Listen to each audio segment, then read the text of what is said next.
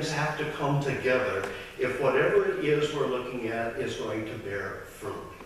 Every year I go down to the raspberry patch, not to see if there are any berries yet, but to see if the bumblebees are pollinating those blossoms. Because raspberries are always pollinated by bumblebees.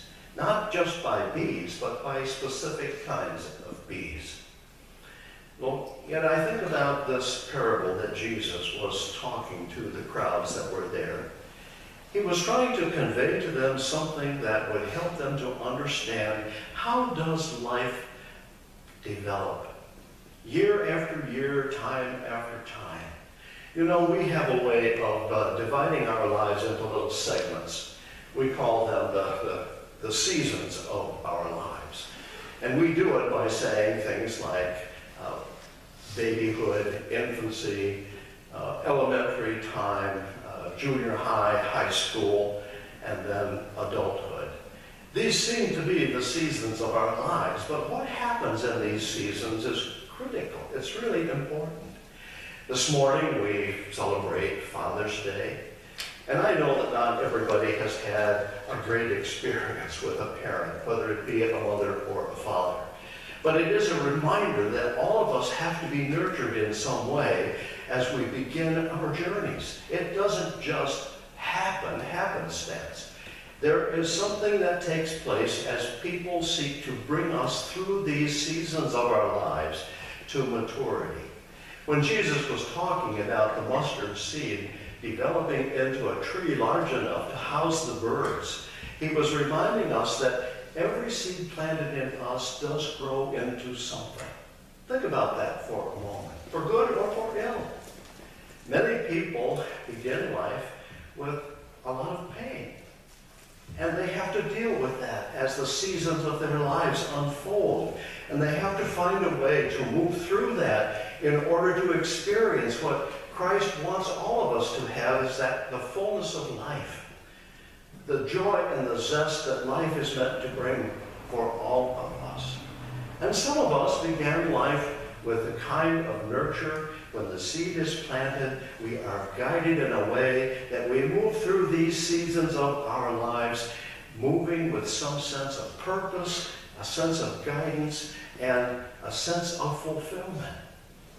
I remember that there are lessons I learned from my father.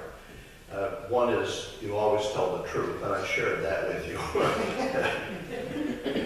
I didn't have to be reminded of that too many times. But the other was interesting to me. It's when you have to deal with a problem and another person, you always look them in the eyes. You don't look downcast, you don't look off into the distance, but if you really want to resolve something, you look at them and talk with them. Acknowledging their presence is a way of looking them in the eyes. They're there in front of you, so you need to deal with that. And I'm sure that those are the kinds of things that if we all had a time to reflect today, there would be a way to say, yeah, this is the way I was nurtured as I moved through the seasons of my life. I think about this when I read the scriptures that are often recommended for the lectionary, and especially the Apostle Paul. Can you imagine the power of the transformation of his life as he moved through the seasons of his life? Here is a man who actually was so rooted and grounded in the legal system of the Pharisees that his parents sent him to Jerusalem to be tutored by the people who knew the law inside and out. And by the time he was through with that, he was one of them. He knew this law better than anybody and was prepared to put it into practice. This was one of the seasons of his life. But another one began quite unexpectedly, didn't it? Because as he was making his way to Damascus, a light came to him. A light dawned. We don't know what the source of that was. Where was the seed planted that this light should break in upon him in such a way that it stunned him to the point where he couldn't go any further?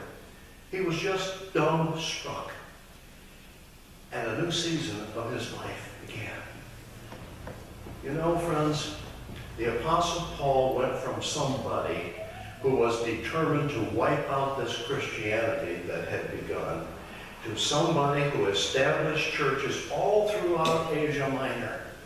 When we read in these scriptures, Galatians, Ephesians, Corinthians, these are places where this gospel took root and grew. And who was the first one as a missionary who went to these places? How could this have happened? It happens because God somehow takes that seed wherever it occurred. I'd like to think that Paul probably heard Jesus talking in the temple when he was with the Pharisees. And something about what Jesus said began to grow in him, to come to the point where it began to make sense and to transform his very life. That is the way the seed of God's grace and love works in each and every one of us. It becomes a transforming power. And sometimes we're not aware of it until the light dawns. And all of a sudden, we know for a certainty that this is a new beginning for us. That's the way God works. Now, Paul, when he talked about his transforming relationship with Christ, talked about planting seeds. Just as Jesus used this analogy of the mustard seed, Paul talked about the places where he went as an opportunity to plant a seed. But he knew that there were others coming along who would nurture it. And so he said, and Apollos watered. But the one thing he said after that was, and God took that and made something out of it. Friends, you know, the seasons of our lives sometimes have ups and downs. I think about many of our young people today, the suicide rate among teenagers. It's becoming pretty serious. Even one child taking his or her life is serious. But it seems somehow that it becomes a little more than just one, and it kind of snowballs, and kids begin to think about this. I remember our middle daughter when she lost her first love. The first thing I said was she was so head over heels into this relationship that I needed to deal with this. And I spent time with her. I went to her and I said, Becky, I know that what you're thinking now is that life isn't worth going on. And I want you to know that I am aware of that. And here's what I would like to say to you. First, I love you so much. I love you so much. I don't want to lose you.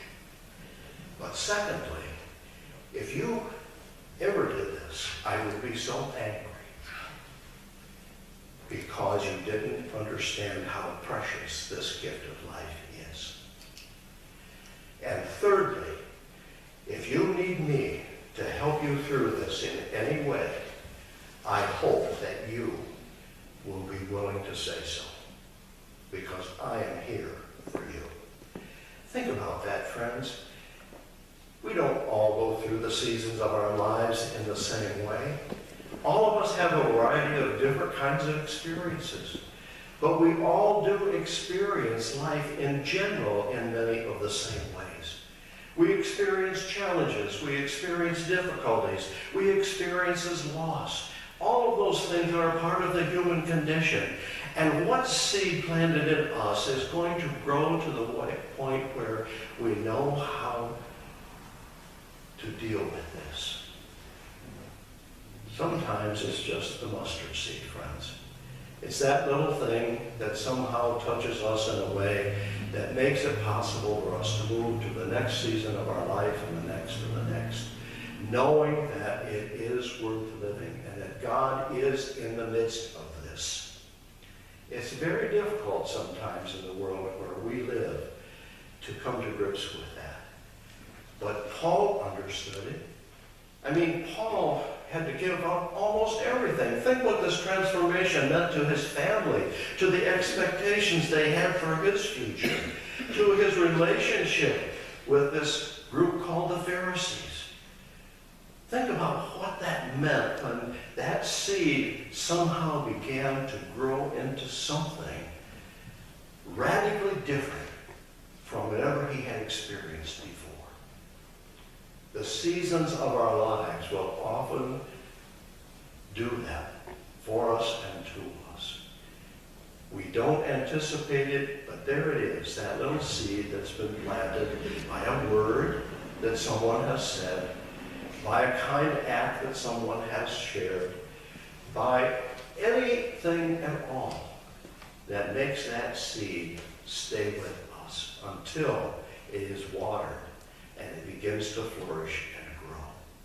Jesus talked about this parable of the mustard seed because he wanted us to know that our lives are like this. We are like little seeds being nurtured to grow into something that has a purpose and a meaning beyond the ability of ourselves to understand it or even grasp it sometimes. But that's exactly what our relationship with Christ is all about. Every life is meant to have a purpose.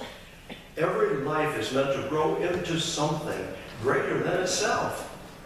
And if we listen to what God is saying to us in Jesus Christ, our lives begin to become something other than a mustard seed, and we become a tree, a person who has a purpose.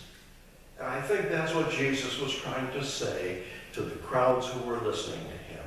But isn't it interesting that he had to take the disciples aside and explain it to them? Isn't that an interesting thought? You've got to make sure the disciples understand this. Why? Because they're going to proclaim it. They're going to share it. They're going to go out into the countryside and tell this parable again. And aren't we?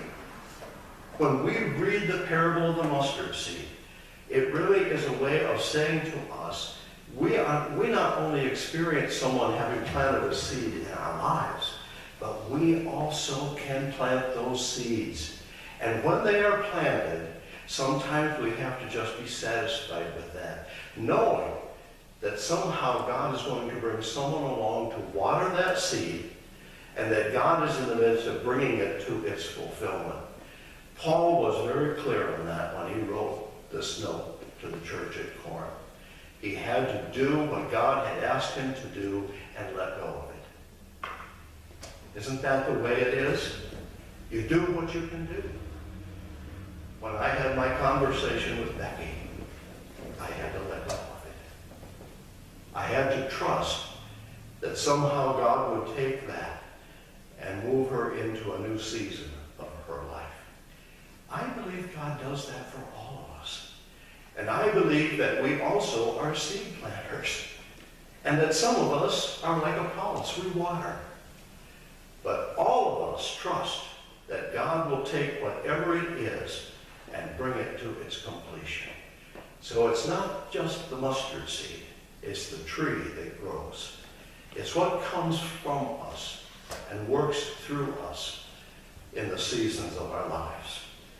I could never predict that I would be standing with you today if someone hadn't planted a seed, if someone hadn't watered that seed, and if God hadn't nurtured it by the guidance of his Holy Spirit. All of us, friends, have that happening every day. Someone is planting a seed. Someone is watering it. And God is growing it into its fulfillment. Let's trust that God is truly God. And that God is at work in all of the seasons of our lives, even the most difficult season. If we trust God, we will come through that season, and our lives will be what God has intended them to be. Let us pray.